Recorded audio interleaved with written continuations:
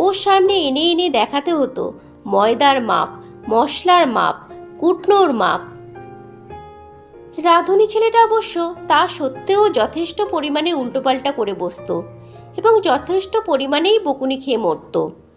কারণ বকতে গিয়ে ঘেমে নিয়ে উঠলেও নীলেন্দু আর শুভর খাওয়া দাওয়ার এদিক ওদিক হলে বকতে ছাড়ত না সুজাতা। যাকে বকতো শেষ পরে তাকেই আবার ইশারা করত পাখার স্পিড বাড়িয়ে দেবার জন্য।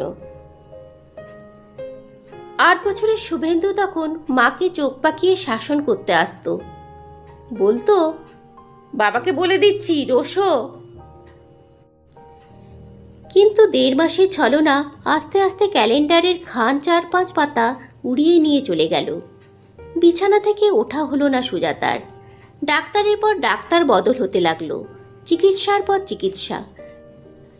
সঙ্গে সঙ্গে মনেরও বদল হতে থাকলো। ময়দা, মশলা, মাছ, দুধ ক্রমশ একটা অর্থহীন শব্দমাত্রে পরিণত হলো। রান্নাঘর, ভাড়ার ঘর, ঠাকুরঘর, খাবার ঘর তাদের পরিচিত চেহারা হারিয়ে ধূসর শূন্যতায় মিলিয়ে গেল।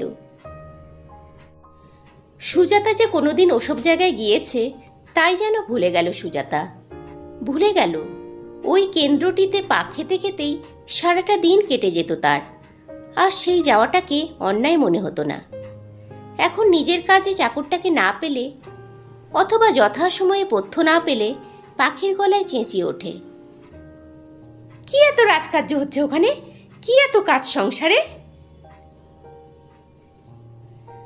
পুরনো অভ্যাসে যদি কোনোদিন রাঁধুনি ছোকরা খাবার জিনিস কোনো কিছু দেখাতে আনে, হাত নেড়ে বিদায় করে দেয় তাকে সুজাতা।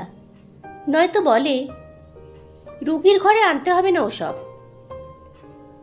ছেলে এসে একটু বসলে বলে, ও ঘরে যাও। আর বলে, এই দমবন্ধ ঘরে বসতে হবে না বাবা। শুধু নীলেন্দুর প্রত্যাশাতেই দিন রাতের মুহূর্তগুলি আবেগে থরথর করে অভিমানে মলিন হয়। সুজাতার জন্য যে অনেক খরচ হচ্ছে সে কথা এখন আর ভাবে না সুজাতা।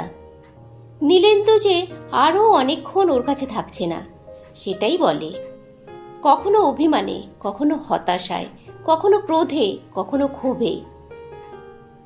কিন্তু নীলেন্দুরই বা সময় কোথায়? নীলেন্দুর কি কাজ কম বেড়েছে? বাড়িতে গৃহদেবতা আছেন নীলেন্দুর ঠাকুমার আমল থেকে। তার সেবার ভার ঠাকুমা থেকে মা থেকে বউতে পড়তে ছিল। এখন নীলেন্দুকেই সে ভার নিতে হয়েছে।